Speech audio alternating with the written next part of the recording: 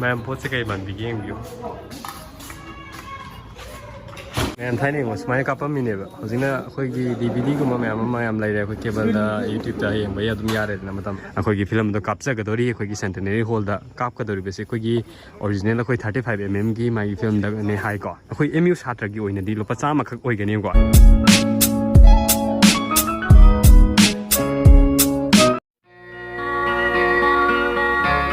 Madhavi ngasi are pawa ma khang bi dewa yade hayeng de hawdana laibak thibai khungul hom anibi mai sangai da tadra na khan bi po ya phingai mongdok tawa bukning gi wabu hari pawadi haye mukki mapok da khangan jarage madhavi aina lak matam da ipe ma bu yum masida amuk han na uba phangani haiba kaya thajide अतुम मोइनमक करिगुम्बा मतम अमदा लाइबक थीरबा इबु निंगसिंग बिरक्लबदी थेंखरबा हिंगदा पुखरी मपा लहौरिबा लेहौ पामी असिग मथक्ता तोंगदना खोंबु कोकिलदो अइनि हायना निंबियो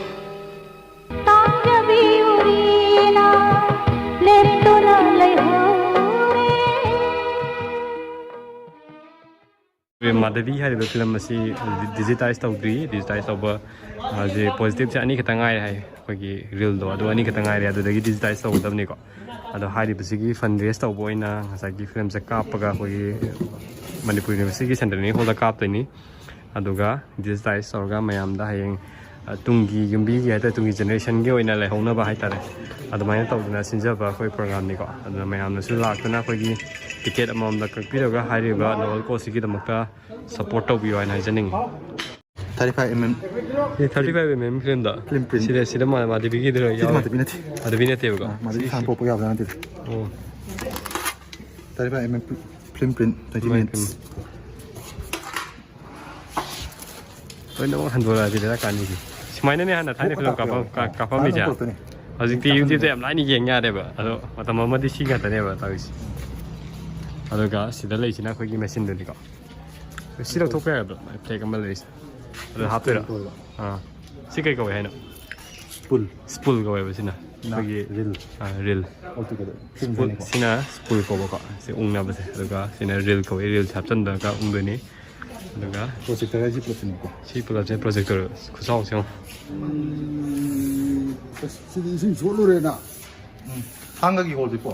adu नोय सोलुरे सिदिया manung da yang do madhavi dina tishin तेरे ताने नोय सोलेवा yenga na te सिदा की nga कर yenga na kap thorok tane ba carbon haje sini ge सीना carbon देनी ngana la ke to poster se ga rem na ma'am थाने को smile कापमीनेब हजिना अखोगी डीवीडी गुमा मैम लेरे अखोई केबल दा यूट्यूब दा येंबा या दुम यारेदना मतम अखोगी अदुबु मतम अमदा अखोइने एंटरटेनमेंट हाइ तारे अखोगी फिल्म कापगुम्बसे यामना तौनरमिको अदो अखोई असिगी मोय तविसे अखोगी प्रोजेक्टर से काप यागद्राना येंबेदो मेसिन सिदे सीसी प्रोजेक्टर ओइदेने मैम को अदुगा प्रोजेक्टर सिगी मनुंग बसी स्ट्रक्चर सिदे आइगे थोइदोक खंगजद्रिदुबु सिदगी लाइट से थालागा समना काना कापथोरागा सिगी मथक की स्पूल से तौरगा अखोगी फिल्म से उंगागने फिल्म से सिगी ngसागी रील से उंगा कांदा रील दुगी ममी दुने खोइ से कापथोकसोसे अखोगी प्रोजेक्टर कापथोकसोसे पाबुंग सी सही क्या सुरगे दुगा सिगी प्रोजेक्टर समाना पाइबिरकसना क्या मुक सुरगे पाबुंग निफु हेले से प्रोजेक्टर समाना ऑपरेट तौबिरकसोसे मतम अमददी समाना लोइ तौनरमिनिको सिमागा पखतप मैमजा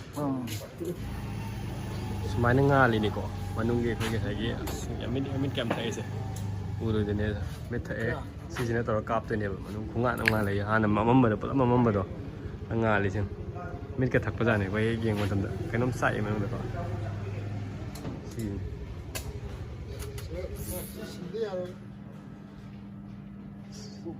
स्माइ तोर कापा मिन्यो अंत्रे ngale manungda नंबर स्माइ तोर उररोइबा मानदने अदो सिदगी कोई लाइट से थादोरागा फिल्म से ताहनदोनि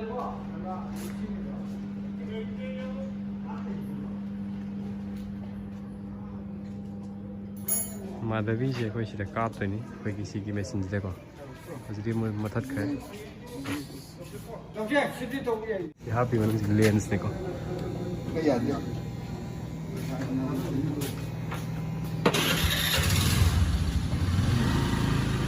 ꯂꯦꯟꯁ ꯇꯧꯔꯒ ꯁꯤ ꯂꯦꯟꯁꯁꯤ ꯃꯃꯥꯡꯁꯤꯗ ꯑꯩꯈꯣꯏꯒꯤ ꯐꯤꯜꯝꯁꯦ ꯆꯦꯜꯍꯜꯂꯒꯅꯦꯀꯣ ꯉꯥꯜꯂꯦꯗ ꯁꯤ ꯃꯊꯛꯀꯤꯁꯦ ꯐꯖꯗ꯭ꯔꯣ ꯃꯌꯥꯝ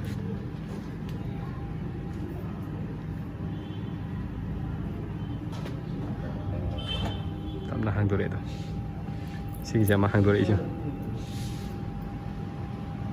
ꯂꯦꯟꯁꯁꯤꯗ ꯐꯥꯎꯍꯜꯂꯒ ꯂꯦꯟꯁꯁꯤꯗꯒꯤ ꯑꯩꯈꯣꯏꯒꯤ ꯌꯦꯡꯁꯤꯀꯣ ꯂꯦꯟꯁꯁꯤꯗꯒꯤ ꯑꯩꯈꯣꯏꯒꯤ ꯁꯤ ꯃꯅꯨꯡꯗꯒꯤ ꯂꯧꯊꯣꯔꯛꯇꯣꯏꯅꯤ ꯌꯥꯝ ꯉꯥꯜꯂꯦ ꯌꯥꯝ ꯉꯥꯜꯂꯦ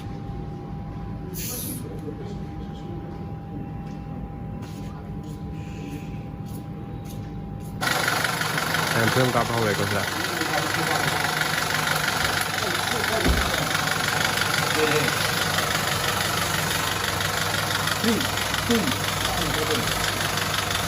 ꯑꯩꯈꯣꯏ ꯁꯤꯗ ꯄ꯭ꯔꯣꯖꯦꯛꯇꯔ ꯂꯩꯔꯦꯀꯣ ꯑꯗꯨꯒ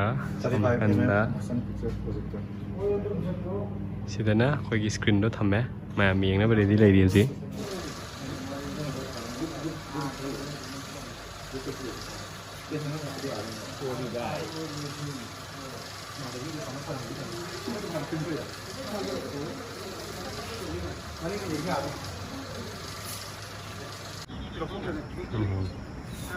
ꯃꯌꯥꯝ ꯑꯩꯅ ꯍꯧꯖꯤꯛ ꯂꯩꯔꯤꯕꯁꯦ ꯑꯩꯈꯣꯏꯒꯤ ꯑꯦꯝ ꯌꯨ ꯃꯅꯨꯡꯗꯅꯤꯀꯣ ꯑꯦꯝ ꯌꯨ ꯃꯅꯨꯡꯗ ꯑꯩꯈꯣꯏꯒꯤ ꯁꯦꯟꯇꯅꯔꯤ ꯍꯣꯜ ꯃꯅꯥꯛꯇ ꯍꯥꯏꯇꯥꯔꯦ ꯑꯦꯝ ꯌꯨꯒꯤ ꯁꯦꯟꯇꯅꯔꯤ ꯍꯣꯜ ꯍꯥꯏꯅ ꯃꯅꯨꯡꯗ ꯂꯩꯀꯣ ꯑꯗꯨꯒꯤ ꯃꯅꯥꯛꯇꯅꯤ ꯑꯗꯨꯒ ꯑꯩꯅ ꯁꯤꯗ ꯌꯥꯝ ꯏꯟꯇꯔꯦꯁꯇꯤꯡ ꯑꯣꯏꯕ ꯄꯣꯠ ꯑꯃ ꯊꯦꯡꯅꯖꯩꯀꯣ ꯃꯦꯝ ꯑꯗꯨꯒ ꯁꯤꯒꯤꯁꯦ ꯑꯩꯈꯣꯏ ꯀꯩꯅꯣ ꯍꯥꯏꯕ ꯃꯇꯝꯗ ꯑꯩꯈꯣꯏꯒꯤ ꯗꯣꯛꯇꯔ ꯀꯃꯜꯒꯤ ꯎꯔꯤꯔꯩ ꯃꯥꯙꯕꯤ ꯍꯥꯏꯕ ꯅꯣꯕꯦꯜ ꯑꯗꯨ ꯕꯦꯁ ꯇꯧꯕ ꯑꯩꯈꯣꯏꯒꯤ ꯐꯤꯂꯝ ꯑꯃ ꯂꯩ ꯃꯥꯙꯕꯤ ꯍꯥꯏꯁꯦ ꯀꯦꯕꯤ ꯐꯤꯂꯝꯁꯅ ꯄꯨꯊꯣꯛꯄꯅꯤꯀꯣ ꯁꯦ ꯑꯗꯨꯒ ꯑꯩꯈꯣꯏꯒꯤ ꯍꯥꯏꯔꯤꯕ ꯃꯥꯙꯕꯤꯁꯦ ꯑꯩꯈꯣꯏꯒꯤ ꯆꯍꯤ 19 ꯁꯨꯔꯦ ꯍꯥꯏꯀꯣ 19 ꯁꯨꯔꯦ ꯑꯗꯨꯅ ꯑꯩꯈꯣꯏꯒꯤ ꯑꯗꯨꯒꯤ ꯁꯦꯂꯦꯕ꯭ꯔꯦꯁꯟ ꯑꯃ ꯑꯣꯏꯅ ꯑꯩꯈꯣꯏ ꯑꯦꯝ ꯌꯨꯗ ꯂꯥꯛꯂꯤꯕ ꯑꯩꯈꯣꯏꯒꯤ ꯃꯦꯒꯤ ꯑꯩꯈꯣꯏꯒꯤ ꯃꯦ ꯗꯦ ꯗꯦꯠ 1 ꯑꯃꯁꯨꯡ ꯗꯦꯠ 2 ꯁꯤꯗ ꯑꯩꯈꯣꯏꯅ ꯑꯩꯈꯣꯏꯒꯤ ꯃꯥꯁ ꯀꯝꯃꯨꯅꯤꯀꯦꯁꯟ ꯗꯤꯄꯥꯔꯠꯃꯦꯟ ꯑꯦꯝ ꯌꯨꯒꯤ ꯃꯥꯁ ꯀꯝꯃꯨꯅꯤꯀꯦꯁꯟ ꯗꯤꯄꯥꯔꯠꯃꯦꯟꯒ ꯈꯨꯠꯁꯝꯅꯔꯒ ꯑꯩꯈꯣꯏꯒꯤ 28 year of Madhabi celebration committee ꯍꯥꯏꯔꯤꯕ ꯑꯅꯤꯁꯤ ꯈꯨꯠꯁꯝꯅꯔꯒꯀꯣ ꯑꯩꯈꯣꯏꯒꯤ ꯐꯤꯂꯝꯗꯣ ꯀꯥꯞꯆꯒꯗꯧꯔꯤ ꯑꯩꯈꯣꯏꯒꯤ ꯁꯦꯟꯇꯅꯔꯤ ꯍꯣꯜꯗ ꯀꯥꯞꯀꯗꯧꯔꯤꯕꯁꯦ ꯑꯩꯈꯣꯏꯒꯤ ꯑꯣꯔꯤꯖꯤꯅꯦꯜ ꯑꯩꯈꯣꯏ 35 mm ꯃꯥꯒꯤ ꯐꯤꯂꯝꯗꯅꯦ ꯍꯥꯏꯀꯣ ꯑꯗꯣ ꯌꯥꯝꯅ ꯅꯨꯡꯉꯥꯏꯒꯗꯕ ꯑꯃꯁꯨ ꯑꯣꯏꯀꯣ ꯑꯗꯨꯒ ꯑꯩꯈꯣꯏꯒꯤ ꯁꯤꯒꯤ ꯌꯥꯝꯅ ꯑꯦꯛꯁꯥꯏꯇꯤꯡ ꯑꯣꯏꯕ ꯍꯥꯏꯇꯥꯔꯒꯗꯤ ꯑꯩ ꯀꯩꯅꯣꯝꯇ ꯍꯥꯏꯖꯒꯦꯀꯣ ꯃꯌꯥꯝ ꯇꯤꯀꯦꯠꯁꯦ ꯑꯩꯈꯣꯏꯒꯤ ꯁꯤꯗ ꯑꯩꯈꯣꯏꯒꯤ ꯐꯤꯂꯝꯁꯦ ꯌꯦꯡꯕ ꯃꯇꯝꯗ ꯑꯩꯈꯣꯏ ꯇꯤꯀꯦꯠꯁꯦ ꯑꯗꯨꯝ ꯑꯩꯈꯣꯏ ꯑꯦꯝ ꯌꯨ ꯁꯥꯇ꯭ꯔꯒꯤ ꯑꯣꯏꯅꯗꯤ ꯂꯨꯄꯥ 100 ꯈꯛ ꯑꯣꯏꯒꯅꯦꯕꯀꯣ ꯑꯦꯝ ꯌꯨ ꯁꯥꯇ꯭ꯔꯒꯤ ꯑꯥꯏ ꯀꯥꯔꯗ ꯂꯧꯔꯒ ꯑꯩꯈꯣꯏꯒꯤ ꯑꯥꯏ ꯀꯥꯔꯗ ꯇꯧꯔꯒ ꯑꯩꯈꯣꯏꯒꯤ ꯃꯥꯁ ꯀꯝꯃꯨꯅꯤꯀꯦꯁꯟ ꯗꯤꯄꯥꯔꯠꯃꯦꯟꯇꯒꯤ ꯑꯗꯨꯝ ꯂꯧꯕ ꯌꯥꯏ ꯍꯥꯏꯌꯦꯕꯀꯣ ꯑꯗꯨꯒ ꯑꯇꯣꯞꯄ ꯑꯩꯈꯣꯏꯅ ꯑꯥꯎꯠꯁꯥꯏꯗꯔ ꯑꯩꯈꯣꯏ ꯑꯦꯝ ꯌꯨ ꯅꯠꯇꯕ ꯑꯥꯎꯠꯁꯥꯏꯗꯔꯒꯤ ꯑꯣꯏꯅꯗꯤ ꯑꯩꯈꯣꯏꯒꯤ ꯇꯤꯀꯦꯠ ꯃꯃꯜꯁꯦ ꯂꯨꯄꯥ 200 ꯑꯣꯏꯖꯒꯅꯤ ꯑꯗꯨꯒ ꯃꯐꯝꯁꯤꯡꯗ ꯑꯗꯨꯝ ꯊꯥꯖꯔꯛꯀꯅꯤꯀꯣ ꯑꯗꯣ ꯍꯥꯏꯔꯤꯕ ꯑꯩꯈꯣꯏꯒꯤ ꯇꯤꯀꯦꯠ ꯄꯥꯝꯕꯤꯔꯒꯁꯨ ꯑꯩ ꯅꯝꯕꯔ ꯍꯥꯞꯆꯔꯝꯒꯦ ꯂꯤꯡꯛꯇ ꯑꯩꯈꯣꯏꯒꯤ ꯗꯤꯁꯀ꯭ꯔꯤꯞꯁꯟꯗꯨꯗ ꯍꯥꯞꯆꯔꯝꯒꯦ ꯑꯗꯣ ꯐꯣꯟ ꯅꯝꯕꯔ ꯀꯟꯇꯦꯛ ꯅꯝꯕꯔꯗꯩ ꯀꯩꯗꯩ ꯍꯥꯞꯆꯔꯝꯒꯦ ꯀꯗꯥꯏꯗ ꯐꯪꯒꯗꯒꯦ ꯇꯤꯀꯦꯠꯇꯣ ꯍꯥꯏꯕꯗꯣ ꯑꯩ ꯍꯥꯏꯖꯔꯝꯒꯦꯀꯣ Celebrating 28 years of Madhavi. ꯍꯥꯏꯔꯤꯕꯁꯤ ꯑꯩꯈꯣꯏ KB Filmsꯀꯤ Madhavi 1993ꯒꯤ ꯅꯕꯦꯝꯕꯔꯒꯤ ꯇꯥꯔꯤꯛ 13ꯗ ꯔꯤꯂꯤꯁ ꯇꯧꯈꯤꯕ ꯐꯤꯂꯝ ꯑꯗꯨꯃꯛꯅꯤ ꯑꯩꯈꯣꯏꯅ ꯃꯄꯥꯟ ꯂꯝꯗ ꯕꯣꯂꯤꯋꯨꯗꯇ ꯐꯤꯂꯝ ꯑꯃꯒꯤ ꯆꯍꯤ 19 ꯁꯨꯔꯛꯄꯒꯤ 50 ꯁꯨꯔꯛꯄꯒꯤ ꯊꯧꯔꯝ ꯄꯥꯡꯊꯣꯛꯄ ꯑꯗꯨꯒꯨꯝꯅ ꯍꯥꯏꯔꯤꯕ ꯐꯤꯂꯝ ꯑꯁꯤꯒꯤꯁꯨ ꯑꯩꯈꯣꯏ ꯆꯍꯤ 19 ꯆꯪꯂꯛꯄꯒꯤ ꯊꯧꯔꯝ ꯌꯨꯅꯤꯚꯔꯁꯤꯇꯤꯗ ꯄꯥꯡꯊꯣꯛꯄꯅꯤ ꯀꯔꯤꯒꯤꯗꯃꯛꯇ ꯑꯩꯈꯣꯏꯅ ꯌꯨꯅꯤꯚꯔꯁꯤꯇꯤꯗ ꯄꯥꯡꯊꯣꯛꯄꯅꯣ ꯍꯥꯏꯕꯁꯤ ꯁꯝꯂꯞꯅ ꯍꯥꯏꯔꯕꯗ ꯑꯩꯈꯣꯏ ꯍꯥꯏꯔꯤꯕ ꯅꯣꯕꯦꯜ ꯑꯁꯤ ꯀꯥꯟꯆꯤꯄꯨꯔ ꯍꯥꯏꯕ ꯌꯨꯅꯤꯚꯔꯁꯤꯇꯤꯒꯤ ꯂꯣꯀꯦꯁꯟ ꯑꯣꯏꯔꯤꯕ ꯃꯐꯝꯁꯤꯗ ꯕꯦꯁ ꯇꯧꯔꯒ ꯏꯈꯤꯕ ꯅꯣꯕꯦꯜ ꯑꯃꯁꯨ ꯑꯣꯏꯕꯅ ꯑꯃꯗꯤ ꯍꯥꯏꯔꯤꯕ ꯋꯥꯔꯤ ꯑꯁꯤ ꯑꯩꯈꯣꯏ ꯃꯅꯤꯄꯨꯔꯤ ꯗꯤꯄꯥꯔꯠꯃꯦꯟꯇꯁꯨ ꯁꯦꯂꯦꯕꯁ ꯑꯃ ꯑꯣꯏꯅ ꯇꯝꯕꯅ ꯃꯔꯝ ꯑꯣꯏꯔꯒ ꯗꯥꯛꯇꯔ ꯀꯃꯜꯒꯤ ꯃꯌꯨꯝꯁꯨ ꯌꯨꯅꯤꯚꯔꯁꯤꯇꯤꯒꯤ ꯍꯦꯛ ꯋꯥꯡꯕꯗ ꯂꯪꯊꯕꯥꯜꯗ ꯌꯥꯝ ꯅꯛꯅꯅ ꯂꯩꯕꯅ ꯃꯔꯝ ꯑꯣꯏꯔꯒ ꯍꯥꯏꯔꯤꯕ ꯐꯤꯂꯝ ꯑꯁꯤ ꯑꯩꯈꯣꯏꯅ ꯊꯣꯛꯈꯤꯕ ꯋꯥꯔꯤ ꯑꯃꯒꯨꯝꯅ ꯈꯟꯅꯕꯅꯤꯅ ꯌꯨꯅꯤꯚꯔꯁꯤꯇꯤꯒꯤ ꯀꯦꯝꯄꯁ ꯁꯦꯟꯇꯅꯔꯤ ꯍꯣꯜꯗ ꯀꯥꯞꯄꯒꯗꯤ ꯃꯐꯝ ꯌꯥꯝ ꯆꯥꯟꯅꯒꯅꯤ ꯍꯥꯏꯕꯒꯤ ꯊꯥꯖꯕ ꯑꯃꯒ ꯂꯣꯏꯅꯅ ꯑꯩꯈꯣꯏ ꯍꯥꯏꯔꯤꯕ ꯀꯃꯤꯇꯤꯁꯤꯒ ꯃꯥꯁ ꯀꯣꯝ ꯗꯤꯄꯥꯔꯠꯃꯦꯟꯅ ꯈꯨꯠꯁꯝꯅꯔꯒ ꯍꯥꯏꯔꯤꯕ ꯐꯤꯂꯝ ꯄ꯭ꯔꯣꯒ꯭ꯔꯥꯝꯁꯤ ꯁꯤꯟꯕꯅꯤ ꯃꯁꯤ ꯁꯤꯟꯕꯒꯤ ꯃꯔꯨꯑꯣꯏꯕ ꯄꯥꯟꯗꯝꯗꯤ ꯐꯤꯂꯝ ꯑꯁꯤꯒꯤ ꯑꯩꯈꯣꯏꯒꯤ ꯅꯦꯒꯦꯇꯤꯚ ꯄ꯭ꯔꯤꯟ ꯍꯥꯏꯖꯕ ꯇꯥꯔꯦ ꯅꯦꯒꯦꯇꯤꯚ ꯄ꯭ꯔꯤꯟ ꯑꯁꯤ ꯑꯩꯈꯣꯏ ꯃꯥꯡꯈꯤꯕꯒꯤ